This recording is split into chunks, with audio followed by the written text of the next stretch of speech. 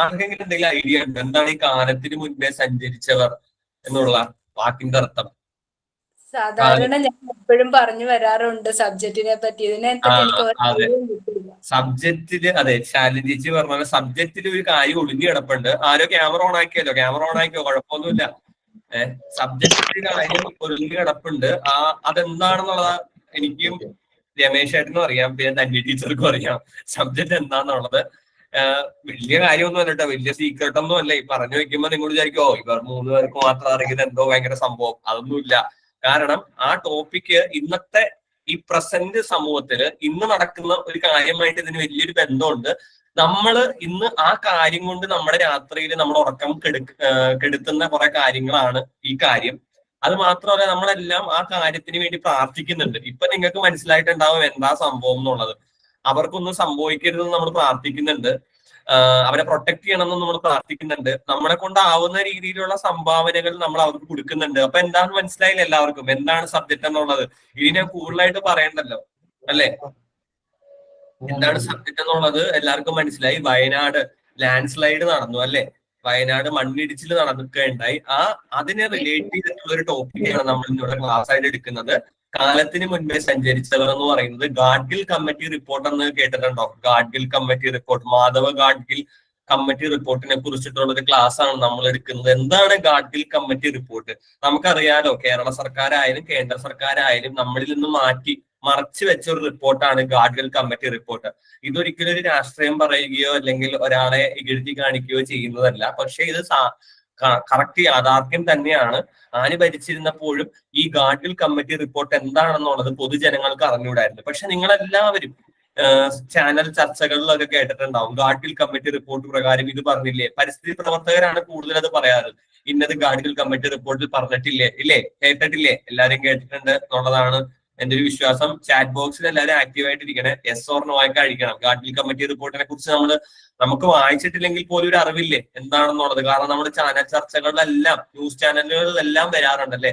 അത് കൂടുതൽ പരിസ്ഥിതി പ്രവർത്തകരാണ് ഈ ഗാഡ്ഗിൽ കമ്മിറ്റി റിപ്പോർട്ട്. ഇപ്പൊ നിങ്ങളൊന്ന് ചിന്തിച്ചു നോക്കിയേ, വയനാട് ഈ ലാൻഡ് സ്ലൈഡ് അഥവാ ഈ മണ്ണിടിച്ചിൽ ഉണ്ടായി കഴിഞ്ഞ സമയത്ത് ഏറ്റവും കൂടുതൽ ചർച്ചയായ പേര് ആരായിരുന്നു? ആരുടെയായിരുന്നു ഏറ്റവും കൂടുതൽ ചർച്ചയായിട്ടുള്ള പേര്? മാധവ ഗാഡ്ഗിലിന്റെ പേര് തന്നെയായിരുന്നു. കാരണം അദ്ദേഹം ഒരു കാര്യം പറഞ്ഞിരുന്നു. എന്താണ് അദ്ദേഹം പറഞ്ഞത്? ഇതെന്താന്നൊക്കെ ഞാൻ പറയാട്ടോ, ഞാൻ ജസ്റ്റ് ഒന്ന് തുടക്കം വെക്കുകയാണ്. അദ്ദേഹം പറഞ്ഞത്, 1 നൂറ്റാണ്ടോ 2 നൂറ്റാണ്ടോ ഒന്നും വേണ്ട, ഒരു 5 കൊല്ലത്തിനുള്ളിൽ കേരളത്തിന്റെ സ്ഥിതി മറിയും. അന്ന് ഞാനും നിങ്ങളും ജീവിച്ചിരിപ്പുണ്ടാവും എന്നാണ് അദ്ദേഹം പറഞ്ഞത്. ശരിയല്ലേ? അദ്ദേഹം മരിച്ചിട്ടില്ല, അദ്ദേഹവും ഉണ്ട്, നമ്മളും ഉണ്ട്. ഈ 21-ാം നൂറ്റാണ്ടിൽ കണ്ട ഏറ്റവും വലിയ മഹാപ്രളയം 2018, ഏറ്റവും വലിയ മണ്ണിടിച്ചിലുകളിൽ ഒന്നാണ് വയനാട് കഴിഞ്ഞത്. പിന്നെ അത് മാത്രമല്ല, കേരളത്തിൽ അടുപ്പിച്ച് ഇപ്പൊ മണ്ണിടിച്ചിലുകൾ ഉണ്ട്. മൂന്നാറിലും ഇടുക്കിയുടെ പല പ്രദേശങ്ങളിലും ഒക്കെ നമ്മൾ അറിയാതെ, റിപ്പോർട്ട് ചെയ്യാതെ ഒരുപാട് കേസുകൾ നടക്കുന്നുണ്ട്. കോഴിക്കോട് ഈ അടുത്ത്. അപ്പം നമ്മൾ ആലോചിക്കുന്ന ഒരു കാര്യം, എന്തുകൊണ്ടാണ് ഇങ്ങനെ മണ്ണിടിച്ചിൽ ഉണ്ടാവുന്നത്? എന്താണ് ഗാഡ്ഗിൽ കമ്മിറ്റി റിപ്പോർട്ട്? ഈ മണ്ണിടിച്ചിലും ഗാഡ്ഗിൽ കമ്മിറ്റി റിപ്പോർട്ടും തമ്മിലുള്ള ബന്ധം എന്താണ് ഈ പ്രസന്റ് സൊസൈറ്റിയിൽ മാധവ ഗാഡ്ഗിൽ എന്ന് പറയുന്ന വ്യക്തിയുടെ പേര് പിന്നെയും പൊങ്ങി വരുന്നത്? ഈ മണ്ണിടിച്ചിലും പ്രളയത്തിനും മാധവ ഗാഡ്ഗിലിനും എന്തെങ്കിലും ബന്ധമുണ്ടോ എന്നുള്ള ഒരുപാട് ചോദ്യങ്ങൾക്കുള്ള ഉത്തരമാണ് ഇന്നത്തെ എന്റെ ഈ ക്ലാസ്. അപ്പം എല്ലാവരും ശ്രദ്ധയോടെ ശ്രമിച്ചിരിക്കുക. ഞാൻ ചോദ്യങ്ങൾ ചോദിക്കുന്നുണ്ട്, ആരൊന്നും പറയുന്നില്ല. എല്ലാവരും ആക്റ്റീവായിട്ടിരിക്കണം എന്നുള്ളത് എന്റെ ഒരു അപേക്ഷയാണ്. അപ്പം അജിത ചേച്ചി ഇങ്ങനെ സംസാരിക്കുക. ഒരു ക്യാമറ മാത്രം ഓണായി കിടക്കുകയാണ്. അജിത ചേച്ചി സംസാരിക്കുമെന്ന് ഞാൻ പ്രതീക്ഷിച്ചുകൊണ്ട് എന്റെ ക്ലാസ്സിലേക്ക് കിടക്കുകയാണ്. അപ്പൊ ഞാൻ പറഞ്ഞ ഒരുപാട് ചോദ്യങ്ങൾക്കുള്ള ഉത്തരമാണ് അല്ലെ. എന്തൊക്കെ ചോദ്യങ്ങളാണ് നമ്മൾ മുന്നോട്ട് വെക്കുന്നത്? ആരാണ് ഗാഡ്ഗിൽ? മാധവ ഗാഡ്ഗിൽ ആരാണ്? ഒന്നാമത്തെ ചോദ്യം. എന്താണ് മാധവ ഗാഡ്ഗിലും ഇന്നത്തെ വയനാട്ടിലെ മണ്ണിടിച്ചിൽ ദുരന്തവും തമ്മിലുള്ള ബന്ധം? എന്താണ് ഈ റിപ്പോർട്ട് അല്ലെ? 3 ചോദ്യങ്ങൾ ഞാൻ നിങ്ങളുടെ മുന്നിലേക്ക് വെച്ചു. അപ്പൊ 3 ചോദ്യങ്ങളുടെ ഉത്തരം ഞാൻ തന്നെ പറയണം. അതാണ് ഇന്നത്തെ ഈ ക്ലാസിന്റെ ഒരു പ്രത്യേകത. അപ്പൊ ആദ്യമായി തന്നെ ഞാനൊരു കാര്യം പറഞ്ഞോട്ടെ. മാധവ ഗാഡ്ഗിൽ കമ്മിറ്റിയും റിപ്പോർട്ടും ഒക്കെ വന്നതിന് മുന്നേ നമുക്ക് ചെറിയൊരു ജോഗ്രഫി, ഭൂമിശാസ്ത്രം പഠിക്കണം. എങ്ങനെയാണ് മണ്ണിടിച്ചിലുകൾ ഉണ്ടാകുന്നത്? ആർക്കെങ്കിലും എന്തെങ്കിലും ഐഡിയ ഉണ്ടോ? മണ്ണിടിച്ചിലുകൾ ഉണ്ടാകുന്നത് എപ്പോഴും മലയുടെ താഴ്ന്ന പ്രദേശങ്ങളിലായിരിക്കും. അതെങ്ങനെയെന്ന് ചോദിച്ചാൽ വളരെ ലളിതമായി പറയുകയാണെങ്കിൽ, ഭയങ്കരമായി മഴ പെയ്ത് കഴിയുമ്പോൾ ഭൂഗർഭജലം അഥവാ അണ്ടർ വാട്ടർ എന്ന് നമ്മൾ ഇംഗ്ലീഷിൽ പറയും. അപ്പൊ ഭൂഗർഭജലം എന്ന് പറഞ്ഞാൽ ഭൂമിക്കടിയിലുള്ള വെള്ളത്തിന്റെ അളവ് കൂടുകയും അത് പ്രഷർ ചെയ്യുകയും ആ വെള്ളം ഭൂമിയുടെ അടിയിൽ പ്രഷറായി കൂടുകയും അതുവഴി സ്റ്റീപ്പായിട്ടുള്ള നിലമായിട്ടുള്ള പ്രദേശങ്ങളിലേക്ക് അത് പൊട്ടിത്തെറിക്കുകയും അപ്പം അവിടെയുള്ള കല്ലുകളും മരങ്ങളും എല്ലാം ഒഴുകി താഴേക്ക് വരും. അപ്പം ഈ മലയുടെ താഴ്വാരത്തുള്ള വീടുകളും അല്ലെങ്കിൽ അങ്ങനെയുള്ള സ്ഥലങ്ങളായിരിക്കും ഏറ്റവും കൂടുതൽ നാശനഷ്ടങ്ങൾ സംഭവിക്കുന്നത്. മുണ്ടക്കയിലൊക്കെ സംഭവിച്ചത് ഇപ്പോഴും അത് തന്നെയാണ് നമ്മുടെ വയനാട്. കാരണം മലയുടെ മുകളിൽ നിന്ന് പൊട്ടിയൊലിച്ച് ഇറങ്ങി വരുന്ന കല്ലുകളും വെള്ളവും എല്ലാം താഴ്ന്ന പ്രദേശത്തിലേക്ക് ഇറങ്ങുന്നു. അപ്പൊ താഴ്ന്ന പ്രദേശത്തിലുള്ള വീടുകളെല്ലാം നശിക്കുന്നു. ഇതാണ് ശരിക്കും പറഞ്ഞു കഴിഞ്ഞാൽ ലാൻഡ് സ്ലൈഡ് അഥവാ മണ്ണിടിച്ചിൽ. അപ്പൊ ഇത് മെയിൻ ആയിട്ട് ഉണ്ടാവാനുള്ള കാരണം എന്താന്ന് വെച്ച് കഴിഞ്ഞാൽ വെള്ളത്തിനെ ഹോൾഡ് ചെയ്യാനുള്ള അഥവാ വെള്ളത്തിനെ താങ്ങാനുള്ള ശേഷി മണ്ണിന് നഷ്ടപ്പെടുമ്പോഴാണ് എന്ത് സംഭവിക്കുന്നത്, മണ്ണിടിച്ചിലുകൾ. ഇത് രണ്ട് രീതിയിൽ ഉണ്ടാവാം. ഒന്നാമത്തെ രീതി എന്ന് പറയുന്നത് നമ്മൾ മരങ്ങൾ വെട്ടി നശിപ്പിക്കുമ്പോൾ, മരങ്ങളില്ലാത്ത പ്രദേശമാണെങ്കിൽ മണ്ണിടിച്ചിൽ ഉണ്ടാവും. കാരണം മരങ്ങൾക്കൊരു പ്രത്യേകതയുണ്ട്. എന്താണ് ആ പ്രത്യേകത? മണ്ണിനെ പിടിച്ചു നിർത്താനുള്ള കപ്പാസിറ്റി മരത്തിനുണ്ട്. പക്ഷെ മണ്ണിനെ പിടിച്ചു നിർത്താനുള്ള കപ്പാസിറ്റി മരങ്ങൾക്ക് നഷ്ടപ്പെടുന്ന സമയവും സന്ദർഭങ്ങളും ഉണ്ട്. പക്ഷെ മരങ്ങൾ നന്നായിട്ടുള്ള പ്രദേശങ്ങളിൽ ഇത് ഉണ്ടാവാറില്ല. ഇനി മരങ്ങളുള്ള പ്രദേശത്ത് ഇത് ഉണ്ടാവുന്നത് എങ്ങനെയാണ്? മഴവെള്ളത്തിന്റെ ലഭ്യത കൂടുമ്പോൾ. ഒരുപാട് മഴ പെയ്ത് ആ മഴവെള്ളത്തെ ഹോൾഡ് ചെയ്യാനായിട്ടുള്ള അല്ലെങ്കിൽ അതിനെ പിടിച്ചു നിർത്താനായിട്ടുള്ള കപ്പാസിറ്റി മണ്ണിന് ശേഷി നഷ്ടപ്പെടുമ്പോഴാണ് മണ്ണിടിച്ചിലുകൾ ഉണ്ടാവുന്നത്.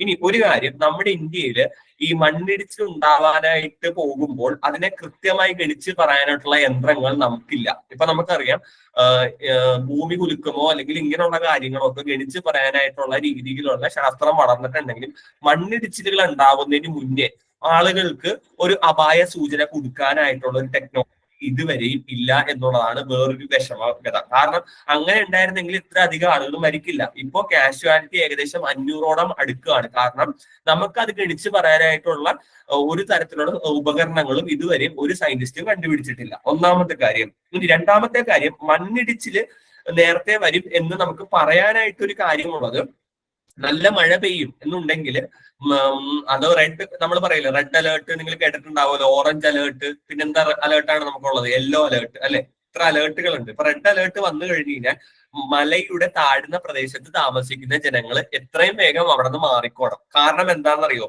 കാരണം എന്തായിരിക്കാം?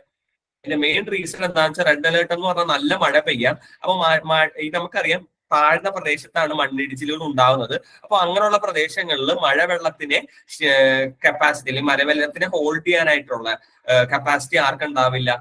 മണ്ണിനുണ്ടാവില്ല. അപ്പൊ മണ്ണ് ഒലിച്ചിറങ്ങാനായിട്ടുള്ള സാധ്യത ഭയങ്കര കൂടുതലാണ്. അതുകൊണ്ടാണ് റെഡ് അലേർട്ട് നോട്ടീസ് കിട്ടിക്കഴിഞ്ഞു കഴിഞ്ഞാൽ മലയുടെ താഴ്വാരങ്ങളിലോ മലയുടെ അറ്റങ്ങളിലോ ഒക്കെ താമസിക്കുന്ന ആളുകൾ എത്രയും വേഗം ഇറങ്ങി ചെല്ലണം എന്ന് പറയുന്നത്. ഇവിടെ ഇതൊരു രാഷ്ട്രീയ പ്രശ്നം കൂടി ആയിട്ടുണ്ട്. നമ്മുടെ ലോക്സഭയിലും രാജ്യസഭയിലും ഒരുപോലെ കേരളം ഉന്നയിച്ചൊരു കാര്യമാണ്. കേരളത്തിൽ നിന്നുള്ള എംപിമാര് പറയുകയുണ്ടായി, കേന്ദ്ര സർക്കാർ റെഡ് അലേർട്ട് കൊടുത്തില്ല. കാരണം കേന്ദ്ര സർക്കാരിന്റെ കീഴിലുള്ള IMD എന്ന് പറയുന്ന സംഘടനയാണ്, ഇന്ത്യൻ മെട്രോളജിക്കൽ ഡിപ്പാർട്ട്മെന്റ്, അവരെയാണ് ഈ റെഡ് അലേർട്ട് ഓറഞ്ച് അലേർട്ട് ഒക്കെ പറയുന്നത്.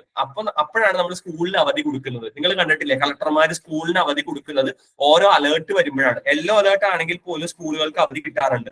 റെഡ് അലേർട്ട് ആണെങ്കിൽ അപ്പൊ തന്നെ നമ്മുടെ സ്കൂളുകൾക്ക് അവധി കൊടുക്കും. കാരണം അത്രത്തോളം മഴ പെയ്യാനായിട്ട് സാധ്യതയുണ്ട്. ഇവിടെ ഇതൊരു രാഷ്ട്രീയ പ്രശ്നവുമായി. രാഷ്ട്രീയ പ്രശ്നം എങ്ങനെയായിരുന്നു വെച്ച് കഴിഞ്ഞാല് കേരളത്തിൽ നിന്നുള്ള എംപിമാര് ഇത് ലോക്സഭയിലും രാജ്യസഭയിലും ഒരുപോലെ തന്നെ വിറുത്തുകയുണ്ടായി. കേന്ദ്ര സർക്കാർ റെഡ് അലേർട്ടിന്റെ നോട്ടീസ് കൊടുത്തിട്ടുണ്ടായിരുന്നില്ല. അതുകൊണ്ടാണ് ഇത്രയും വലിയ ദുരിതം ഉണ്ടായത്. റെഡ് അലേർട്ട് നേരത്തെ തന്നിരുന്നെങ്കിൽ മുണ്ടക്കയിലുള്ള ജനവാസ മേഖലകളിലുള്ള ആളുകളെ നേരത്തെ മാറ്റി പാർപ്പിച്ചേനെ എന്ന് പറഞ്ഞു. അപ്പോൾ നമ്മുടെ ആഭ്യന്തരമന്ത്രിയായിട്ടുള്ള അമിത്ഷാ പറഞ്ഞു 7 ദിവസം മുന്നേ റെഡ് അലേർട്ടിനുള്ള നോട്ടീസ് കേരളത്തിന് കൈമാറിയിരുന്നു. NDRF സംഘത്തെ പോലും വിടാൻ കേന്ദ്രം തയ്യാറായിരുന്നു. പക്ഷെ കേരളം അതിനെ ഗണിച്ചില്ല. ഇത് നമുക്ക് അറിഞ്ഞുകൂടാ, രാഷ്ട്രീയ പ്രശ്നമാണ്. പക്ഷെ ഞാൻ നിങ്ങളുടെ അറിവിലേക്ക് പറയുകയാണ്. ഞാൻ പറഞ്ഞു, മണ്ണിടിച്ചിൽ ഉണ്ടാവാനായിട്ട് അല്ലെങ്കിൽ മണ്ണിടിച്ചിൽ ഉണ്ടാകാൻ പോകുന്നതിന് മുന്നേ ഗണിച്ച് പറയാനായിട്ടുള്ള യന്ത്രം നമ്മുടെ കയ്യിൽ ഇല്ലാത്ത പക്ഷം നമുക്ക് ആകെ കൂടി എന്ത് മാത്രമേ അറിവുള്ളൂ, എന്തുമാത്രമേ നമുക്ക് പറയാൻ പറ്റുള്ളൂ? റെഡ് അലേർട്ട് നോട്ടീസ് കിട്ടുമ്പോൾ നമുക്ക് മാറുകാന്നേ ഉള്ളൂ. കാരണം റെഡ് അലേർട്ട് വന്നു കഴിഞ്ഞാൽ ഒരുപാട് മഴ പെയ്യും. ആ മഴവെള്ളത്തെ താങ്ങാനായിട്ടുള്ള ശേഷി മണ്ണിന് നഷ്ടപ്പെടും.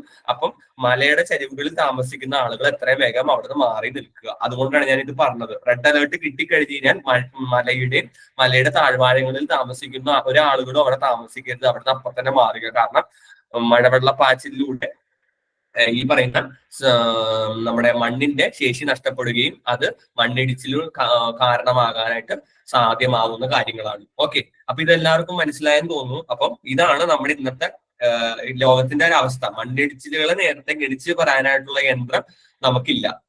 അതുകൊണ്ടാണ് ഈ റെഡ് അലേർട്ട് കിട്ടിക്കഴിഞ്ഞു കഴിഞ്ഞാൽ അപ്പൊ തന്നെ അവിടെ നിന്ന് മാറിക്കോണം. കാരണം ഞാൻ പറയുന്നത് മലയുടെ താഴ്വാരങ്ങളിൽ താമസിക്കുന്ന ആളുകൾ അപ്പൊ തന്നെ മാറിക്കോണം. കാരണം റെഡ് അലേർട്ട് വന്നാൽ അതിന്റെ അർത്ഥം ഉടനടി മഴ പെയ്യാൻ നിൽക്കുന്നുണ്ട്. ആ മഴയെ ഹോൾഡ് ചെയ്യാനായിട്ടുള്ള അല്ലെങ്കിൽ താങ്ങാനാവാനായിട്ടുള്ള കപ്പാസിറ്റി ആർക്കില്ല? മണ്ണിനില്ല. അപ്പം മണ്ണൊലിച്ച് വരാനായിട്ടുള്ള സാധ്യത. മണ്ണ് വെറുതെ ഒലിച്ചു വരിക മാത്രമല്ല, എല്ലാവരും കണ്ടില്ലേ മുണ്ടക്കൈയിലൊക്കെ നടന്നത്? മണ്ണൊലിച്ചല്ല, വലിയ പാറക്കഷ്ണങ്ങളും മലകളുടെ അത്രയും വലിയപ്പോഴുള്ള കല്ലുകളും അത് മാത്രമല്ല വലിയ മരങ്ങളും കൂടി ഇങ്ങനെ വരുന്നത്. അപ്പൊ ആ വരുന്ന വരവിലാണ് മനുഷ്യർ മരിച്ചു പോകുന്നത്. കാരണം അത് ഇടിച്ചും നമ്മൾ തെറിച്ചും ഒക്കെ പോകും. അത്ര ഫോഴ്സ് ആയിരിക്കും.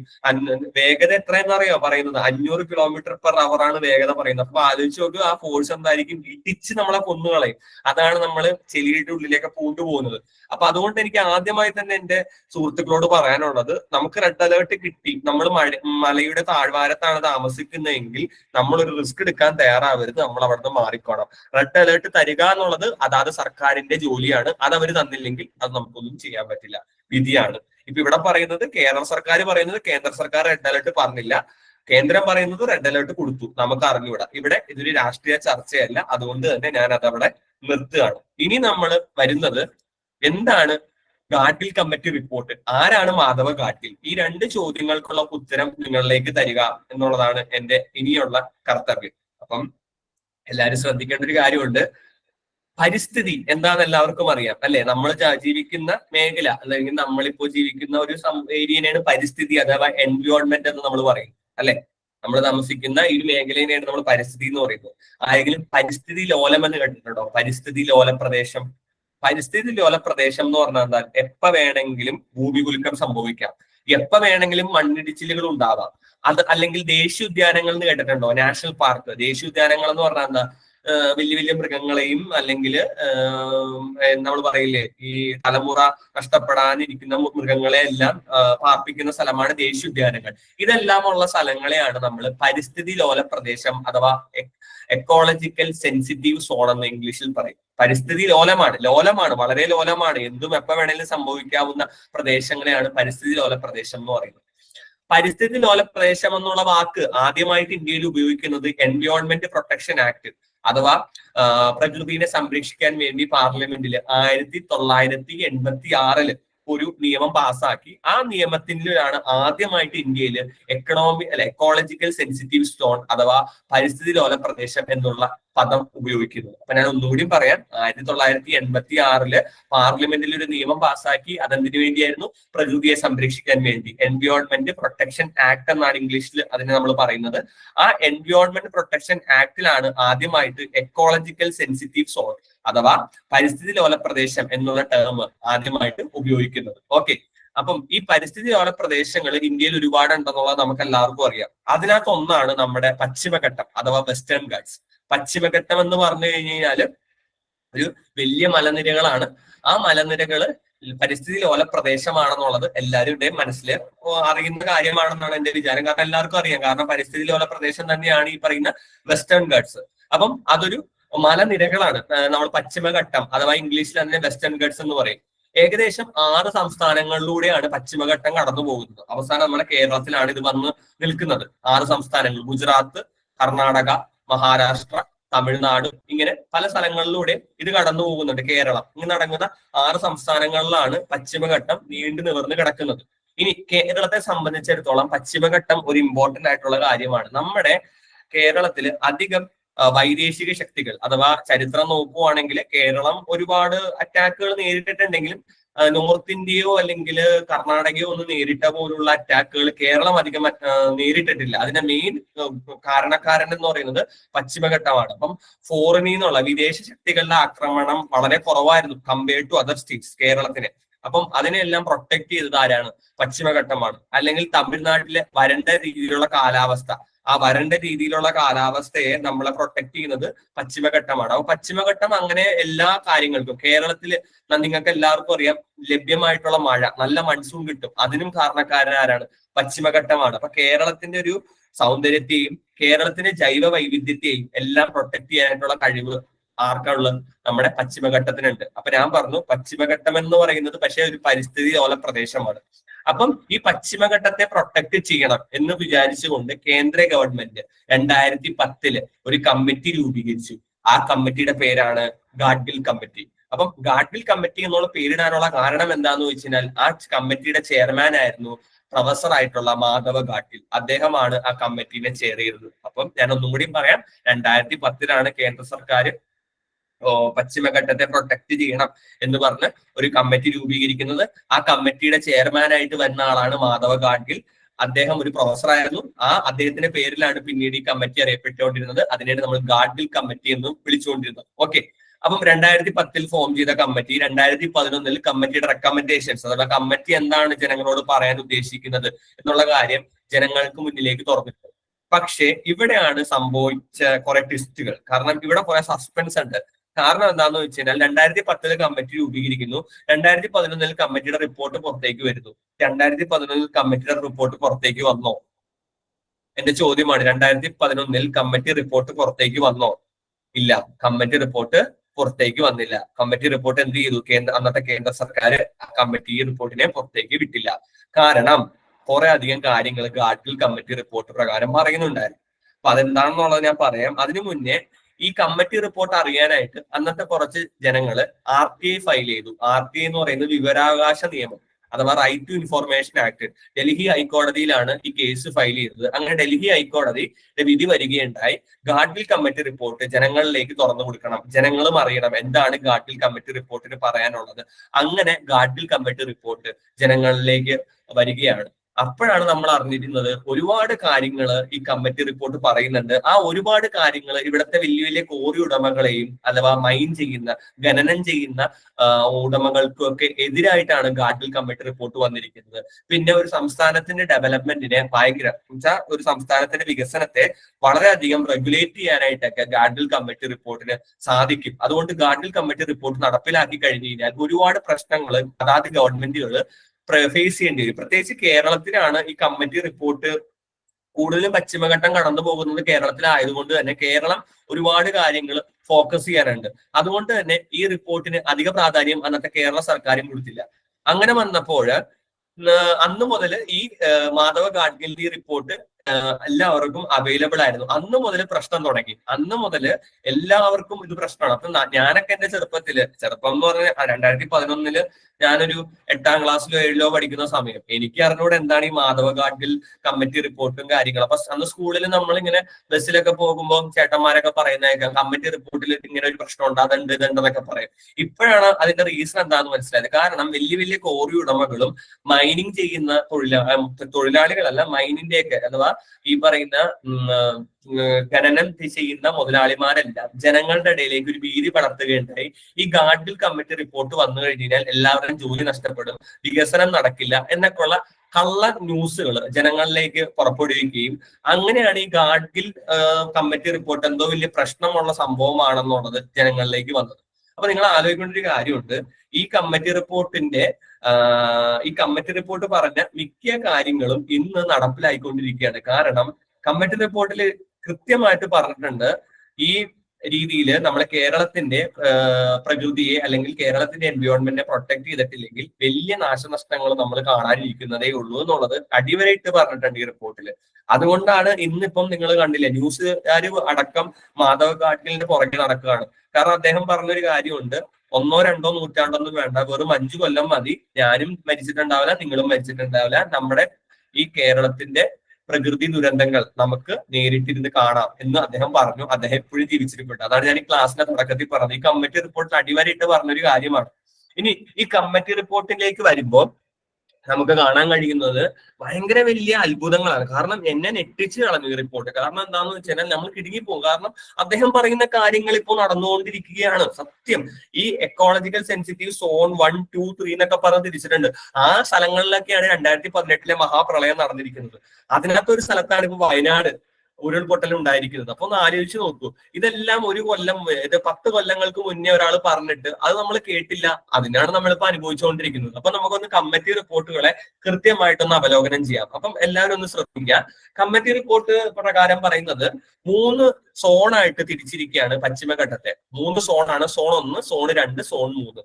സോൺ 1 എന്ന് പറയുന്നത് വളരെയധികം പ്രൊട്ടക്ട് ചെയ്യപ്പെടേണ്ട ഒരു സോണാണ്. ആ സോൺ 1 ഒരിക്കലും ഖനനമോ അല്ലെങ്കിൽ വലിയ വലിയ ഡെവലപ്മെന്റ് ആക്ടിവിറ്റീസോ ഒന്നും നടത്താൻ പാടില്ല. ഖനനങ്ങളോ ഡെവലപ്മെന്റ് ആക്ടിവിറ്റീസോ സോൺ 1 നടക്കുന്നുണ്ടെങ്കിൽ അതെല്ലാം എത്രയും വേഗം ക്ലോസ് ചെയ്യേണ്ടതാണ്. പക്ഷെ ഇതൊന്നും നമ്മുടെ സർക്കാരുകൾ തൊട്ടിട്ടില്ല. ഈ പറയുന്ന സോൺ 1 ഇപ്പോഴും ഖനനങ്ങൾ നടക്കുന്നുണ്ട്, വലിയ വലിയ ഡെവലപ്മെന്റ് ആക്ടിവിറ്റീസ് നടക്കുന്നുണ്ട്. ഇനി സോൺ 2 അദ്ദേഹം പറയുന്നത് അവിടെ ഖനനം നടത്താം, പക്ഷെ ജനങ്ങളുടെ സമ്മതത്തോടു കൂടി വേണം. ജനങ്ങൾ അതിന് അഭിപ്രായം പറയണം. ആ ഖനനം കൊണ്ട് ജനങ്ങൾക്ക് ബുദ്ധിമുട്ടോ അല്ലെങ്കിൽ പ്രകൃതിക്ക് ബുദ്ധിമുട്ടുണ്ടാവുന്നോ എന്നുള്ളത് ജനങ്ങൾ പറയണം, അവിടെ താമസിക്കുന്ന ജനങ്ങൾ പറയണം. ഇനി സോൺ 3 കാര്യങ്ങൾ എടുക്കുകയാണെങ്കിൽ അവിടെ എന്തും നടത്താം, പക്ഷെ നടത്തുമ്പോൾ റെഗുലേഷൻ അഥവാ കൃത്യമായിട്ടുള്ള നിയമത്തിന്റെ സാധ്യതയിൽ വേണം നടത്താൻ. അപ്പൊ നിങ്ങൾ എല്ലാവരും മനസ്സിലാക്കേണ്ട ഒരു കാര്യം, സോൺ 1 എന്ന് പറയുന്നത് വളരെ പരിസ്ഥിതി ലോലമായിട്ടുള്ള പ്രദേശങ്ങളാണ് സോൺ 1. പക്ഷെ നിർഭാഗ്യവശാൽ ഈ സോൺ 1 മുതൽ സോൺ 3 വരെയുള്ള 3 സോണുകളിലും ഇന്നും ഖനനങ്ങൾ അടക്കമുള്ള കാര്യങ്ങൾ നടക്കുന്നുണ്ട്. കാരണം ഏറ്റവും വലിയ പ്രശ്നം സോൺ 1 റിസോർട്ടുകളൊക്കെ പണിത് വെക്കുന്നത്. നിങ്ങൾ ആലോചിക്കുക, വളരെ പരിസ്ഥിതി ലോലമായിട്ടുള്ള പ്രദേശത്ത് കൊണ്ടുപോയി മലയുടെ താഴ്വാരത്തിലൊക്കെ കൊണ്ടുപോയി റിസോർട്ടുകളും സ്പായുകളും പണിയുമ്പോൾ ഇതുപോലുള്ള മണ്ണിടിച്ചിലുകൾ ഉണ്ടായില്ലെങ്കിൽ മാത്രമല്ലേ അത്ഭുതം. കാരണം അവിടെ ഒന്നും ഇത് പാടില്ല. ഉണ്ടെങ്കിൽ തന്നെ അതെല്ലാം എത്രയും വേഗം അടച്ചു പൂട്ടി സോൺ 3 ഇതിന്റെ എല്ലാം പ്രവർത്തനങ്ങളാക്കണമെന്ന് പറഞ്ഞിട്ട് ഇതുവരെയും സർക്കാർ ഒരു കടലാസ് പോലും നീക്കിയിട്ടില്ല. നമുക്കറിയാം, മൂന്നാർ കയ്യേറ്റം അടക്കമുള്ള പ്രശ്നങ്ങൾ, ഇതെല്ലാം രാഷ്ട്രീയപരമായിട്ടുള്ള പ്രശ്നങ്ങൾ അച്യുതാനന്ദന്റെ സമയത്താണ്. അന്നെല്ലാം ഇതിനെതിരെ എതിർത്തിരുന്നു. പക്ഷെ ഇന്നെല്ലാം നമ്മൾ അതിന്റെ പ്രത്യാഘാതങ്ങൾ അനുഭവിച്ചുകൊണ്ടിരിക്കുകയാണ്. അപ്പൊ സോൺ 1, സോൺ 2, സോൺ 3 അങ്ങനെ 3 സോണുകളായിട്ട് തിരിക്കുന്നു. ഈ സോൺ 1 എന്ന് പറയുന്നത് വളരെ പരിസ്ഥിതി ലോലമായിട്ടുള്ള പ്രദേശമാണ്. അവിടെ വലിയ തരത്തിലുള്ള ഡെവലപ്മെന്റ് ആക്ടിവിറ്റീസോ അല്ലെങ്കിൽ ഖനനങ്ങളോ അല്ലെങ്കിൽ വലിയ തരത്തിലുള്ള ഒരു തരത്തിലുള്ള ഒന്നും നടത്താൻ, വികസന പ്രവർത്തനങ്ങളോ നടത്താനായിട്ടുള്ള അധികാരം ആർക്കുമില്ല എന്നുള്ളതാണ് സോൺ 1 പ്രത്യേകത. സോൺ 2 നടത്താം, പക്ഷെ ജനങ്ങളുടെയും കൂടി സഹകരണത്തോടു കൂടി വേണം. സോൺ 3 അത്യാവശ്യം കുഴപ്പമില്ല, എല്ലാവർക്കും നടത്താം, പക്ഷെ അവിടെ നിർബന്ധിതമായിട്ടുള്ള നിയമങ്ങൾ വേണം. ഇതാണ് മാധവ ഗാഡ്ഗിൽ പറഞ്ഞു വെച്ചത്. ഇതാണ് ഇവിടുത്തെ സർക്കാരിനെ ഏറ്റവും കൂടുതൽ പൊള്ളിച്ചത്. കാരണം കേന്ദ്ര സർക്കാരും ആയിക്കോട്ടെ അല്ലെങ്കിൽ സംസ്ഥാന സർക്കാർ ആയിക്കോട്ടെ, നിങ്ങളൊന്ന് ആലോചിച്ചു നോക്കൂ, ഖനനം നടത്തണം എന്ന് പറഞ്ഞു കഴിഞ്ഞാൽ നടക്കുമോ? പെട്ടെന്ന് നടക്കില്ല. കോറി ഉടമകളുടെ പ്രവർത്തനം നിർത്തണം എന്ന് പറഞ്ഞാൽ നടക്കുമോ? ഇല്ല. ഇനി ഹോട്ടല്, സ്പായും റിസോർട്ട് നിർത്തണം എന്ന് പറഞ്ഞാൽ നടക്കുമോ? ഇല്ല. ഇതെല്ലാം വലിയ കമ്മീഷൻ മേടിച്ചുള്ള പരിപാടിയല്ലേ? അതെ. ഇനി വേറൊരു കാര്യം കൂടി മാധവ ഗാഡ്ഗിൽ പറഞ്ഞു വെച്ചിട്ടുണ്ട്. സോൺ 1 നാഷണൽ ഹൈവേ പാടില്ല, റെയിൽവേ ലൈൻ പാടില്ല. ഇത് കേന്ദ്ര സർക്കാരിനെ ബുദ്ധിമുട്ടിക്കുന്ന കാര്യമല്ലേ? അതുകൊണ്ട് അവരിത് പുറത്തേക്ക് കൊണ്ടുവരുമോ? ഇല്ല.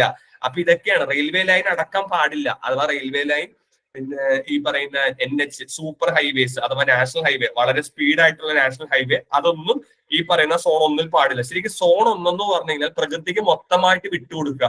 സോൺ 1 ഒരു തരത്തിലുള്ള ആക്ടിവിറ്റീസും പാടില്ല എന്നുള്ളതാണ്. അവിടെ പ്രകൃതി ലോലമായിട്ടിരിക്കുകയാണ്. അവിടെ എന്ത് ആക്ടിവിറ്റി നടത്തിയാലും അതിന്റെ പ്രത്യാഘാതങ്ങൾ നേരിടേണ്ടി വരും എന്നുള്ളത് അടിവരയിട്ടാണ് ഗാഡ്ഗിൽ കമ്മിറ്റി റിപ്പോർട്ടിൽ പറഞ്ഞിരിക്കുന്നത്. ഇന്ന് ഇത് ജനങ്ങളിലേക്ക് വന്നപ്പോൾ ജനങ്ങൾക്ക് ഇതിന്റെ ഭീതി എത്രത്തോളം ഉണ്ടെന്ന് മുണ്ടക്കയിലെ പ്രശ്നത്തോടെ എല്ലാവർക്കും മനസ്സിലായി. അപ്പം ഞാൻ പറഞ്ഞു, വയനാടും ഗാഡ്ഗിൽ കമ്മിറ്റി റിപ്പോർട്ടുമുള്ള ഒരു ബന്ധം ഇപ്പൊ നിങ്ങൾക്ക് മനസ്സിലായിട്ടുണ്ടാവും. ഈ പറയുന്ന മുണ്ടക്കൈ അടക്കമുള്ള പ്രദേശങ്ങളിൽ റിസോർട്ടുകളും ഹോട്ടലുകളും ഉണ്ടായിരുന്നു എന്നുള്ളതാണ് വേറൊരു സത്യാവസ്ഥ. മുണ്ടക്കൈ അടക്കമുള്ള പ്രദേശങ്ങൾ എക്കോളജിക്കൽ സെൻസിറ്റീവ് സോൺ നമ്പർ 1 വരുന്ന പ്രദേശമാണ്. ഇപ്പോ നിങ്ങൾക്ക് മനസ്സിലായില്ലേ മാധവ് ഗാഡ്ഗിൽ പറഞ്ഞതും പറഞ്ഞു വെച്ചതും എത്രത്തോളം ശരിയായിരുന്നു. അന്ന് നമ്മൾ എതിർത്ത ആളുകൾ ഇന്ന് ഇതൊന്നും വേണ്ട എന്ന് നമ്മുടെ ജീവൻ രക്ഷിക്കാൻ വേണ്ടി നമ്മൾ ഓടുകയാണ്. അപ്പം ഇത് വളരെയധികം പ്രസക്തമായിട്ടുള്ള ഒരു കാര്യമാണെന്നുള്ളത് എല്ലാ ശ്രോതാക്കളും കേൾക്കുക. ഞാൻ ഒന്നും കൂടി അടിവരയിട്ട് പറയട്ടെ, ഒരു രാഷ്ട്രീയ പാർട്ടിയോ ഒന്നിനെ ഞാൻ എതിർക്കുന്നില്ല. നാടിന് വികസനം വേണം, പക്ഷെ വികസനം പ്രകൃതിയെ എന്താ പറയാ, പ്രകൃതിയെ ഒരിക്കലും നശിപ്പിച്ചുകൊണ്ടാവരുത്. വികസനം എന്നുള്ളത് അടിവരയിട്ട് പറയേണ്ട ഒരു കാര്യമാണ്. പക്ഷേ നിർഭാഗ്യവശാൽ അത് ആരും കേൾക്കുന്നില്ല. ഈ പറയുന്ന സോൺ 1 റെയിൽവേ ലൈനുകൾ പോകുന്നുണ്ട്. അങ്ങനെ പോവുകയാണെങ്കിൽ അത് എത്രയും വേഗം നിർത്തണം എന്നുള്ളതാണ് മാധവ് ഗാഡ്ഗിൽ കമ്മിറ്റി റിപ്പോർട്ട് പ്രകാരം. പക്ഷെ അതൊന്നും ആരും ചെവികൊള്ളുന്നില്ല. ഇന്നും പ്രവർത്തനങ്ങൾ പല രീതിയിൽ നടക്കുന്നു. അപ്പം ഒന്നും കൂടി ഞാൻ പറയാം, ഇപ്പൊ ഞാൻ ഇത്രയും പറഞ്ഞ കാര്യങ്ങളൊന്ന് പറയാം. ആദ്യമായി ഇന്ത്യയിൽ പരിസ്ഥിതി ലോലം എന്നുള്ള വാക്ക് ഉപയോഗിക്കുന്നത് എൻവയോൺമെന്റ് പ്രൊട്ടക്ഷൻ ആക്ട് അഥവാ പരിസ്ഥിതിനെ പ്രൊട്ടക്ട് ചെയ്യാൻ വേണ്ടി ഒരു ആക്ട് 1986 1986 വരുന്നു. അന്നാണ് ആദ്യമായിട്ട് പരിസ്ഥിതി ലോല പ്രദേശം എന്നുള്ള വാക്ക് ഉപയോഗിക്കുന്നത്. അപ്പം പരിസ്ഥിതി ലോല പ്രദേശം എന്ന് പറഞ്ഞപ്പോൾ ഏറ്റവും കൂടുതൽ പരിസ്ഥിതി ലോല പ്രദേശമായി ഇന്ത്യയിൽ കിടക്കുന്ന ഒന്നാണ് പശ്ചിമഘട്ടം അഥവാ വെസ്റ്റേൺ ഗാട്സ്. അതുകൊണ്ട് വെസ്റ്റേൺ ഗാർഡ്സിനെ പ്രൊട്ടക്ട് ചെയ്യണം എന്ന് പറഞ്ഞ് 2010 കേന്ദ്ര ഗവൺമെന്റ് ഒരു കമ്മിറ്റിനെ ശുപാർശ ചെയ്യുന്നു. ആ കമ്മിറ്റിയുടെ പേര് മാധവ് ഗാഡ്ഗിൽ കമ്മിറ്റി. കാരണം മാധവ് ഗാഡ്ഗിലാണ് ആ കമ്മിറ്റിയുടെ ചെയർമാൻ. അങ്ങനെ ഗാഡ്ഗിൽ കമ്മിറ്റി റിപ്പോർട്ട് പുറത്തേക്ക് വിടുന്നു. ആ കമ്മിറ്റി റിപ്പോർട്ട് പ്രകാരം 3 രീതിയിൽ തിരിക്കുന്നു. 3 സോണുകളായിട്ട് പശ്ചിമഘട്ടത്തെ തിരിക്കുന്നു. Zone 1, zone 2, zone 3. സോൺ 1 ഒരു തരത്തിലുള്ള പ്രവർത്തനങ്ങളും പാടില്ല.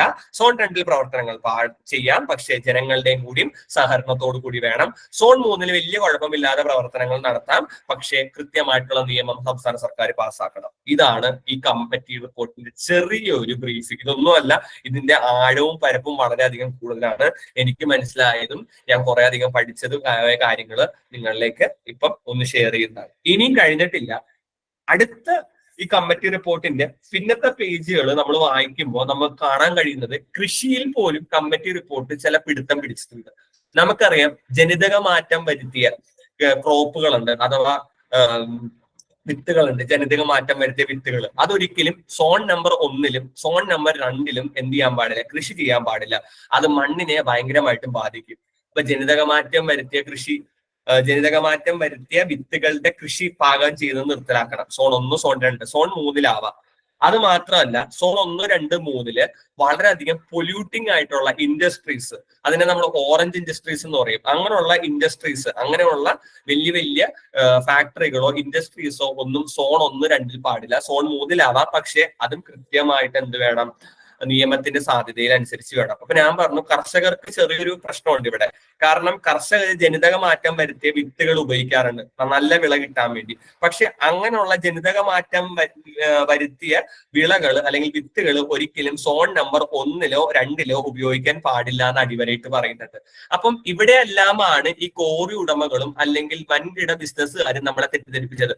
മാധവ് ഗാഡ്ഗിൽ കമ്മിറ്റി റിപ്പോർട്ട് പ്രകാരം കർഷകർക്ക് അവരുടെ വിള ഇറക്കാൻ പറ്റില്ല എന്നൊക്കെ പറഞ്ഞ് അവര് അനാവശ്യമായിട്ടുള്ള ഫോൾസ് ന്യൂസ് അഥവാ കൃത്യമല്ലാത്ത ന്യൂസ് ജനങ്ങളിലേക്ക് പുറപ്പെടുവിച്ചു. അതിന്റെ മെയിൻ റീസൺ എന്താണെന്ന് ചോദിച്ചു കഴിഞ്ഞാൽ, ഈ കമ്മിറ്റി റിപ്പോർട്ടിൽ എടുത്തു പറയുന്ന ഒരു കാര്യമാണ്, എന്താണ്, ജനിതക മാറ്റം വരുത്തിയ ക്രോപ്പുകളോ കാര്യങ്ങളോ എന്ത് ചെയ്യാൻ പാടില്ല. ക്രോപ്പുകൾ എന്ന് പറഞ്ഞാൽ വിത്തുകളോ ഒന്നും എവിടെ കൾട്ടിവേറ്റ് ചെയ്യാൻ പാടില്ല. സോൺ നമ്പർ 1, 2 ചെയ്യാൻ പാടില്ല എന്നുള്ളത് കൃത്യമായിട്ട് പറയുന്നുണ്ട്.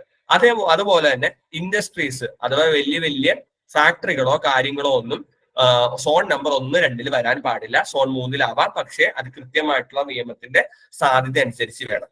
ഇതായിരുന്നു കമ്മിറ്റി റിപ്പോർട്ട്. ഈ കമ്മിറ്റി റിപ്പോർട്ടാണ് കേന്ദ്ര ഗവൺമെന്റ് നമ്മളിൽ നിന്ന് ഒളിപ്പിച്ചു വെച്ചത്. പക്ഷെ ഇത് ജനങ്ങളിലേക്ക് വരുന്നപ്പോൾ ജനങ്ങള് കുറച്ചധികം പരിസ്ഥിതി പ്രവർത്തകര് ഈ കമ്മിറ്റി റിപ്പോർട്ട് എത്ര വേഗം നടപ്പിലാക്കണം എന്ന് പറഞ്ഞ് ഒരുപാട് പ്രൊട്ടസ്റ്റ് നടത്തിയപ്പം രണ്ടാമതൊരു കമ്മിറ്റി കേന്ദ്ര ഗവൺമെന്റ് ഫോം ചെയ്തു. അതാണ് കസ്തൂരി രംഗൻ കമ്മിറ്റി. ഇതെല്ലാരും കേട്ടിട്ടുണ്ടാവും, കസ്തൂരി രംഗൻ കമ്മിറ്റി. ശരിക്കും പറഞ്ഞാൽ കസ്തൂരി രംഗൻ കമ്മിറ്റി എന്താന്ന് ചോദിച്ചു കഴിഞ്ഞാൽ, ഈ ഗാഡ്ഗിൽ കമ്മിറ്റി റിപ്പോർട്ടിനെ കുറിച്ച് പഠിച്ച് ഗാഡ്ഗിൽ കമ്മിറ്റി റിപ്പോർട്ടിനെ കുറച്ച് വെള്ളം ചേർത്ത് പുതിയൊരു committee റിപ്പോർട്ടായിരുന്നു Kasturi Rangan committee report. കാരണം കസ്തൂരി രംഗൻ എന്ന് പറയുന്ന ഒരു വ്യക്തിയാണ് ഈ കമ്മിറ്റി റിപ്പോർട്ടിന്റെ ചെയർമാൻ ആയിട്ട് വന്നത്. ശരിക്കും പറഞ്ഞാൽ ഗാഡ്ഗിൽ കമ്മിറ്റി റിപ്പോർട്ടിനെ വെള്ളം ചേർക്കുക എന്നുള്ളതായിരുന്നു കസ്തൂരി രംഗൻ കമ്മിറ്റി റിപ്പോർട്ടിന്റെ പണി. ഗാഡ്ഗിൽ കമ്മിറ്റി റിപ്പോർട്ടിൽ പറഞ്ഞത് 100% പരിസ്ഥിതി ലോല പ്രദേശമാണ് പശ്ചിമഘട്ടം എന്ന് പറഞ്ഞപ്പോൾ, കസ്തൂരി രംഗൻ കമ്മിറ്റി റിപ്പോർട്ട് പറഞ്ഞത് 37% മാത്രമാണ് എന്ത് പശ്ചിമഘട്ടം പരിസ്ഥിതി ലോലം, ബാക്കിയൊന്നും കുഴപ്പമില്ല, ബാക്കി എന്തും ആവാം എന്നുള്ളതായിരുന്നു കസ്തൂരി രംഗൻ കമ്മിറ്റി റിപ്പോർട്ട്. പക്ഷെ കസ്തൂരി രംഗൻ കമ്മിറ്റി റിപ്പോർട്ടില് ചില കാര്യങ്ങൾ അവർ പറയുകയുണ്ടായി. അതാത് സംസ്ഥാന സർക്കാർ, പശ്ചിമഘട്ടം കടന്നു പോകുന്ന അതാത് സംസ്ഥാന സർക്കാർ ഓരോ സ്ഥലത്തും എവിടെയൊക്കെയാണ് അവരുടെ പരിസ്ഥിതി ലോല പ്രദേശം എന്നുള്ളത് മാർക്ക് ചെയ്ത് വെക്കണം എന്ന് പറഞ്ഞു. പക്ഷെ ഒരു സംസ്ഥാന സർക്കാരും അത് ചെയ്തിട്ടില്ല.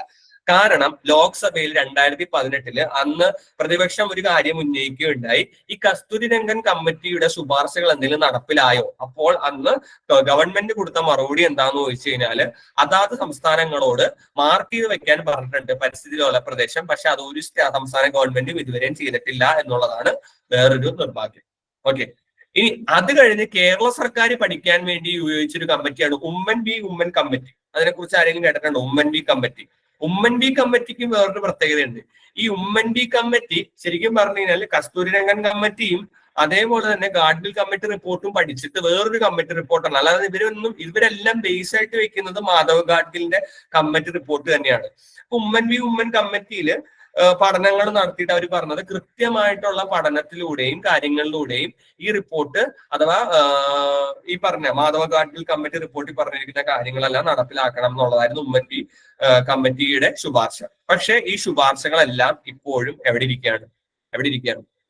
ഓരോ ഫയലായിട്ടിരിക്കുകയാണ്. ആ ശുപാർശകളൊന്നും നടപ്പിലായില്ല എന്നുള്ളതാണ് വലിയൊരു പ്രശ്നം.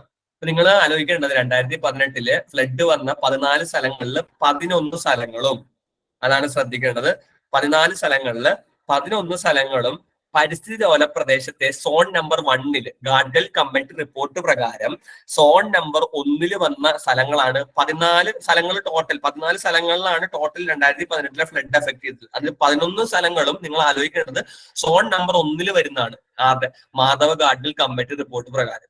അപ്പൊ നമ്മൾ ആലോചിക്കുക, അന്ന് മുതൽ നമ്മൾ പറയുന്നുണ്ട് ഈ അനധികൃതമായിട്ടുള്ള കയ്യേറ്റ ഭൂമികൾ തിരിച്ചു പിടിക്കുക, അതേപോലെ തന്നെ അനധികൃതമായിട്ടുള്ള പ്രവർത്തനങ്ങൾ, എന്ത് പ്രവർത്തനങ്ങൾ, കെട്ടിട നിർമ്മാണ പ്രവർത്തനങ്ങൾ നിർത്തുക എന്നുള്ളത് പറഞ്ഞിട്ടും ഇതുവരെയും സർക്കാർ കേട്ടില്ല, എന്നിട്ടും പഠിച്ചിട്ടില്ല. ഇനിയും സർക്കാർ പഠിക്കാൻ പോകുന്നില്ല. കാരണം ഇപ്പോഴും ഈ പറയുന്ന പ്രവർത്തനങ്ങളെല്ലാം നടത്തിക്കൊണ്ടിരിക്കുകയാണ്. ഇനി നമുക്ക് എന്ത് ചെയ്യാൻ കഴിയും എന്നുള്ളതാണ് നമ്മൾ ചിന്തിക്കേണ്ട ഒരു കാര്യം. ഇനി ഞാനൊരു കാര്യം എന്റെ സുഹൃത്തുക്കളോട് പറയട്ടെ. നമുക്ക് കോവിഡ് വന്ന സമയത്ത് നമുക്കറിയാം കോവിഡിന് മരുന്നില്ലായിരുന്നു. ഭക്ഷണം കഴിക്കുക, റെസ്റ്റ് ചെയ്യുക, നിങ്ങളുടെ ഇമ്മ്യൂണിറ്റി തിരിച്ചെടുക്കുക. അതേപോലെ ഭൂമിക്കും ഭൂമിയുടേതായിട്ടുള്ള ഇമ്മ്യൂണിറ്റി ഉണ്ട്. ഭൂമിയുടെ ഇമ്മ്യൂണിറ്റി എന്ന് പറഞ്ഞു കഴിഞ്ഞാൽ നല്ല മണ്ണ്, ആ നല്ല മണ്ണിന് എന്ത് വേണം? നല്ല രീതിയിലുള്ള മഴ, വെള്ള ലഭ്യതമാവണം. പിന്നെ നമ്മൾ ഉപയോഗിക്കുന്ന കൃഷി കീടനാശിനി അല്ലാത്ത കൃഷി ഉപയോഗിക്കണം, ഓർഗാനിക് ഫെർട്ടിലൈസേഴ്സ് ഉപയോഗിക്കണം. അങ്ങനെ എല്ലാം ചെയ്താൽ മാത്രമേ ഭൂമിയുടെ ജൈവ വൈവിധ്യത്തെ നമ്മൾ സംരക്ഷിക്കണം. ഇങ്ങനെ ചെയ്താൽ മാത്രമേ ഭൂമിക്ക് ശക്തി ഉണ്ടാവുള്ളൂ. അങ്ങനെ ഭൂമിക്ക് ശക്തി ഉണ്ടെങ്കിൽ മാത്രമേ നമ്മുടെ നിലനിൽപ്പ് സാധ്യമാവുകയുള്ളൂ. ഒന്ന് ചിന്തിച്ചേ, ഈ ഭൂമിയുടെ ജൈവ വൈവിധ്യത്തെയും അല്ലെങ്കിൽ ഭൂമിയെ എതിർത്ത് പോവുകയാണെങ്കിൽ ഇതേപോലുള്ള ഇൻസിഡന്റുകൾ ഇനിയും നമ്മൾ കാണാൻ കിടക്കുന്നതേ ഉള്ളൂ. അപ്പം ഇവിടെ ശരിക്കും പറഞ്ഞു കഴിഞ്ഞാൽ ഭൂമിയെ സംരക്ഷിക്കുക എന്നുള്ളത് ഓരോ ഇന്ത്യക്കാരന്റെയും പ്രധാന കർത്തവ്യം തന്നെയാണ് എന്നുള്ളതാണ് എനിക്ക് അവസാനമായിട്ട് പറഞ്ഞു വെക്കാനുള്ളത്. ഇനി ഇവിടെ എന്നെ അത്ഭുതപ്പെടുത്തിയ കുറെ അധികം കാര്യങ്ങളുണ്ട്. ഈ മുണ്ടക്കൈ സ്കൂള് എല്ലാവർക്കും അറിയാലോ. ഇന്ന് ആ സ്കൂളിന്റെ അവസ്ഥ കണ്ടില്ലേ? ആ സ്കൂളിന്റെ അധ്യാപകൻ പൊട്ടി കരയുകയാണ്. ആ സ്കൂളില് ഒരു 4-5 മാസങ്ങൾക്ക് മുന്നേ അവരൊരു മാഗസീൻ ഇറക്കുകയുണ്ടായി, ഒരു ചിൽഡ്രൻസ് മാഗസീൻ. ആ മാഗസീനില് ഒരു കൊച്ചുകുട്ടി ഒരു കഥ എഴുതിയിട്ടുണ്ടായിരുന്നു. ആ കഥ ഇങ്ങനെയായിരുന്നു: 3 വിദ്യാർത്ഥികള് പുഴയും അവിടുത്തെ ആ സ്കൂളിന്റെ മുന്നിലുള്ള പുഴയും അരുവികളും കണ്ട് ആസ്വദിച്ച് നിൽക്കുമ്പോൾ ഒരു തത്ത പറന്നിറങ്ങി വന്നിട്ട് പറയുകയാണ്, ഒരു തത്തയല്ല, ഒരു കുഞ്ഞു പക്ഷി പറന്നിറങ്ങി വന്നിട്ട് പറയുകയാണ്, ദേ ദൂരെ നോക്കൂ, ഒരു വലിയ പ്രളയം പോലെ എന്തോ വരുന്നുണ്ട്, മണ്ണിടിച്ചിലും അല്ലെങ്കിൽ വെള്ളവുമായിട്ട് വരുന്നുണ്ട്, നിങ്ങൾ ഇവിടെ നിന്ന് ഓടി രക്ഷപ്പെട്ടോളൂ എന്ന് കുട്ടികളോട് പറയുകയും ഈ കുട്ടികള് അവിടെ നിന്ന് ഓടി രക്ഷപ്പെടുകയും. കാരണം അങ്ങനെ ഒരു കഥയാണ്, അത് റിയൽ നടന്നതല്ല. 6 മാസങ്ങൾക്ക് മുന്നേ ഒരു പെൺകുട്ടി എഴുതിയ കഥയാണ്. ആ സ്കൂളിൽ പഠിക്കുന്ന പെൺകുട്ടിയാണെന്ന് ആലോചിക്കണം. ആ സ്കൂളിലെ ഡിജിറ്റൽ മാഗസീന്റെ അവസാനത്തെ പേജിലായിരുന്നു ഈ കഥ ഈ പെൺകുട്ടി എഴുതിയിരിക്കുന്നത്. പക്ഷെ അത് ഇന്ന് അവിടെ യാഥാർത്ഥ്യമായി എന്നുള്ളതാണ്. എന്തുകൊണ്ടാണ് ആ കുട്ടിക്ക് അങ്ങനെ എഴുതാൻ തോന്നിയത്? കാരണം കുട്ടികൾക്ക് ഇങ്ങനെയുള്ള കാര്യങ്ങൾ സെൻസ് ചെയ്യാനായിട്ടുള്ള അറിവ് അവർക്ക് നേരത്തെ കിട്ടുന്നത് വേറൊന്നും കൊണ്ടല്ല, അവിടെ നടക്കുന്ന പ്രവർത്തനങ്ങളാണ്. ഈ മലയുടെയും അല്ലെങ്കിൽ താഴ്വാരത്തിലും പോയി ബിൽഡിംഗ് പണിയുകയും വലിയ വലിയ ഹോട്ടലുകളും അല്ലെങ്കിൽ റിസോർട്ടുകളൊക്കെ പണിയുമ്പോൾ ഓട്ടോമാറ്റിക്കലി അങ്ങനെ ഒരു തോന്നല് ആ കുട്ടിക്ക് തോന്നിയിട്ടുണ്ട്. അതാണ് അത് കഥയായി വന്നത്. ആ കഥയായി വന്ന കാര്യം ഇന്ന് റിയലായി. എന്നിട്ട് ആ അധ്യാപകൻ ഇരുന്ന് കരയുന്ന രംഗം നമ്മളെല്ലാരും കണ്ടു. ഇനി എന്ത് ചെയ്യും എന്നാണ് പറയുന്നത്. ഇനി ഇതെല്ലാം പഴയതുപോലെ ആവുമോ എന്നാണ് പറയുന്നത്. പക്ഷെ നമ്മളിവിടെ ആലോചിക്കണം, ഈ കഥയും എല്ലാം കൂട്ടി വായിക്കുമ്പോൾ ഇതെല്ലാം ഗണിച്ച് പറഞ്ഞ് ഇപ്പോഴും നമ്മുടെ ഇടയിൽ ജീവിക്കുന്ന മാധവ് ഗാഡ്ഗിലിനെ കുറിച്ച്. അപ്പം ഞാൻ ഈ ക്ലാസിന്റെ തുടക്കത്തിൽ പറഞ്ഞു, ഇതൊരു ക്ലാസ് ആയിട്ട് തന്നെ പോകണം. കാരണം ഇതിനകത്ത് നമുക്ക് രസകരമായിട്ടുള്ള കാര്യങ്ങളൊന്നുമില്ല, വളരെ സീരിയസ് ആയിട്ടുള്ള കാര്യങ്ങളാണ്. ഇനിയും എന്തും സംഭവിക്കാം എന്നുള്ള രീതിയിൽ തന്നെയാണ് നിൽക്കുന്നത്. അപ്പം ഇനിയെങ്കിലും നമ്മൾ പഠിക്കുക എന്നുള്ളതാണ്. ഇനിയും പഠിച്ചിട്ട് ഇനിയും നമ്മൾ പാഠം പഠിച്ചില്ലെങ്കിൽ ഇനിയും വരാനുള്ള ദുരിതം നമുക്ക് ഫേസ് ചെയ്യാം. കാരണം വയനാടുകാർ മാത്രമല്ല, നമ്മൾ ഫേസ് ചെയ്യേണ്ടി വരാൻ ഇനിയും സന്ദർഭങ്ങളുണ്ട്. കാരണം മുല്ലപ്പെരിയാറിന്റെ ഇഷ്യൂ എല്ലാവർക്കും അറിയാം. മുല്ലപ്പെരിയാറും വളരെ ഇക്കണോമിക്കൽ ഫ്രെജൈൽ ആയിട്ടുള്ള ഏരിയയിൽ പണിത ഒരു ഡാമാണ്. 50 വർഷമാണ് പറഞ്ഞിരിക്കുന്നത് ആ ഡാമിന്റെ കാലാവധി. പക്ഷെ 100 വർഷങ്ങൾക്ക് ഇപ്പുറമായി. എന്ത് സംഭവിക്കുമെന്ന് പോലും നമുക്ക് അറിഞ്ഞൂടാ. തൃശ്ശൂർ വരെ പോകും എന്നുള്ളതാണ് അതിന്റെ വേറൊരു റിപ്പോർട്ട് അല്ലെ. ഇപ്പൊ എന്നിട്ട് എന്താ ഗവൺമെന്റ് ചെയ്യുന്നത്? ഈ മാധവ ഗാഡ്ഗിൽ കമ്മിറ്റി റിപ്പോർട്ട് പൂഴ്കരുത്തി വെച്ച പോലെ മുല്ലപ്പെരിയാർ ഡാം കാണാൻ ആരും അങ്ങോട്ട് കടത്തിവിടില്ല. പെരിയാർ വന്യജീവി സങ്കേതത്തിന് അവിടം വരെ ചെല്ലാം, അതിന്റെ അപ്പുറം ആർക്കും കടക്കാൻ കഴിയില്ല. ഒന്ന് ആലോചിച്ച് നോക്കും. അപ്പം എന്നിട്ട് നമ്മളൊന്നും പഠിക്കുന്നില്ലെങ്കിൽ നമ്മൾ ഇനി എന്ന് പഠിക്കാനാണ് എന്നുള്ളതാണ് എനിക്ക് അവസാനമായിട്ട് പറയാനുള്ളത്. അപ്പം ക്ലാസിന്റെ അവസാനം ഞാൻ ചുരുക്കുന്നതിന് മുന്നേ എല്ലാവരോടും ഒരു കാര്യം പറയട്ടെ. ആദ്യമായി തന്നെ എല്ലാവരും ഒരു കാര്യം മനസ്സിലാക്കണം. ഞാൻ പറഞ്ഞ കാര്യം എക്കണോമിക്കൽ സെൻസിറ്റീവ് സോൺ അഥവാ പരിസ്ഥിതി ലോലം എന്ന് ആദ്യമായിട്ട് ഇന്ത്യയിൽ ഉപയോഗിക്കുന്നത് എൻവയോൺമെന്റ് പ്രൊട്ടക്ഷൻ ആക്ട് 1986 എന്താണ് പരിസ്ഥിതി പ്രൊട്ടക്ട് ചെയ്യാൻ വേണ്ടി പാർലമെന്റിൽ ഒരു നിയമം പാസ്സാക്കി. 1986 ആ നിയമം പാസ്സാക്കുന്നത്. ആ നിയമത്തിലാണ് ആദ്യമായിട്ട് പരിസ്ഥിതി ലോലം എന്നുള്ള വാക്ക് ഉപയോഗിക്കുന്നത്. ഒന്നാമത്തെ കാര്യം.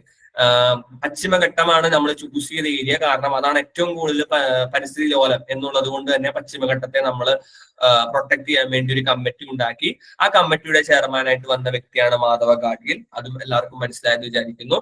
ആ കമ്മിറ്റി റിപ്പോർട്ട് പ്രകാരം 3 സോണായിട്ട് പശ്ചിമഘട്ടത്തെ തിരിച്ചു. Zone 1, zone 2, zone 3.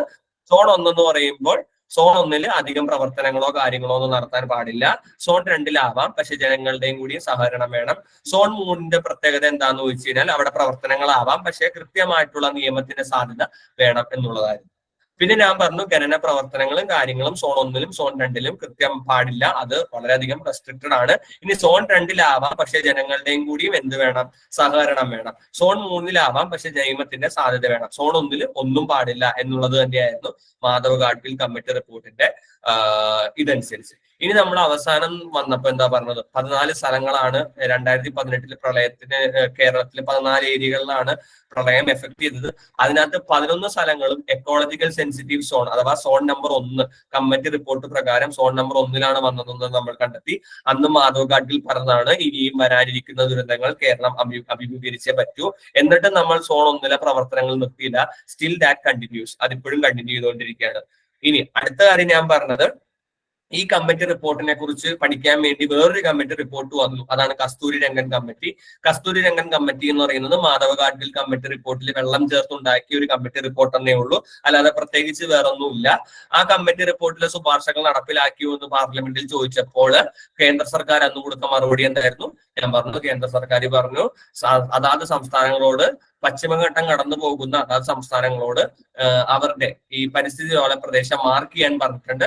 അത് പക്ഷേ ഇതുവരെ ഒരു സംസ്ഥാന സർക്കാരും ചെയ്തിട്ടില്ല എന്നുള്ളതായിരുന്നു. ഇനി ഞാൻ അവസാനം പറഞ്ഞു, കേരള ഗവൺമെന്റ് ഒരു കമ്മിറ്റി ഫോം ചെയ്തു. അത് ഉമ്മൻ വി കമ്മിറ്റി. ആ കമ്മിറ്റിയും ശരിക്കും പറഞ്ഞാൽ മാധവ് ഗാഡ്ഗിൽ കമ്മിറ്റി റിപ്പോർട്ടിനെ വെച്ച് പഠനം നടത്തിയ ഒരു കമ്മിറ്റി റിപ്പോർട്ട് തന്നേ ഉള്ളൂ. അല്ലാതെ അതിൽ പരം വേറൊന്നും അതിനകത്ത് പറയാനില്ല. പിന്നെ ഞാൻ പറഞ്ഞു ഇനി മണ്ണിടിച്ചിൽ ഉണ്ടാവുന്നത് നല്ല രീതിയിലുള്ള മഴ പെയ്യുന്നു. ഭൂമിയുടെ വലിയ മലയുടെ ചരിഞ്ഞ പ്രദേശത്താണ് കൂടുതലായിട്ടും മണ്ണിടിച്ചിലുകൾ ഉണ്ടാവുന്നത്. അത് മണ്ണിന് വെള്ളത്തെ ഹോൾഡ് ചെയ്യാനായിട്ടുള്ള അല്ലെങ്കിൽ താങ്ങി നിർത്താനായിട്ടുള്ള കപ്പാസിറ്റി നഷ്ടപ്പെടുമ്പോഴാണ് മണ്ണിടിച്ചിലുകൾ ഉണ്ടാവുന്നത്. ഇനി മണ്ണിടിച്ചിൽ ഗണിച്ച് പറയാനായിട്ടുള്ള യന്ത്രങ്ങൾ നമുക്കില്ല.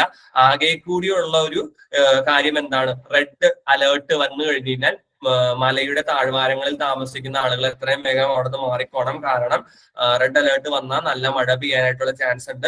നല്ല മഴ പെയ്ത് കഴിഞ്ഞു കഴിഞ്ഞാല് അത് താങ്ങി നിർത്താനുള്ള ശേഷി മണ്ണിലില്ല. അപ്പം വെള്ളം കുത്തിയൊലിച്ച് വന്നു കഴിഞ്ഞു കഴിഞ്ഞാൽ നമ്മുടെ ജീവൻ നഷ്ടപ്പെടാം. അതാണ് ഇപ്പൊ മുണ്ടക്കയിൽ സംഭവിച്ചത്. അതുകൊണ്ടാണ് കേരള സർക്കാർ പറഞ്ഞത് കേന്ദ്ര ഗവൺമെന്റ് റെഡ് അലേർട്ടിന്റെ നോട്ടീസ് ഞങ്ങൾക്ക് തന്നില്ല. പക്ഷെ കേന്ദ്ര ഗവൺമെന്റ് പറയുന്നു 7 ദിവസം മുന്നേ തന്നു, കേരള സർക്കാർ അത് ശ്രദ്ധിച്ചില്ല. നമുക്ക് അറിഞ്ഞൂടാ അതിന്റെ സത്യാവസ്ഥ എന്താണെന്നുള്ളത്. അപ്പം ഇതാണ് പ്രകൃതിയും പ്രകൃതി ദുരന്തങ്ങളും. ഇനി നമ്മുടെ ക്ലാസിന്റെ ഹെഡിങ് അല്ലെങ്കിൽ വിഷയം എന്തായിരുന്നു? നമുക്ക് മുന്നേ സഞ്ചരിച്ചവർ എന്നായിരുന്നു. നമുക്ക് മുന്നേ ആരാണ് സഞ്ചരിച്ചത് നമുക്ക് മുന്നേ? മാധവ ഗാഡ്ഗിൽ. ഇപ്പൊ മനസ്സിലായില്ലേ? മാധവ് ഗാഡ്ഗിൽ കമ്മിറ്റി റിപ്പോർട്ടാണ് ഈ ക്ലാസ് വഴി ഞാൻ പറയാൻ ഉദ്ദേശിച്ചത്. അപ്പം ഈ ഒരു അവസരം ഒരുക്കി തന്ന സ്മൈലിനും എന്റെ പ്രിയ ധന്യ ടീച്ചർക്കും ബെൻസൽ സാറിനും എല്ലാവർക്കും താങ്ക് യു. ഇനി എന്തെങ്കിലും ക്ലാസ്സിനെ കുറിച്ച് പറയാനുണ്ടെങ്കിൽ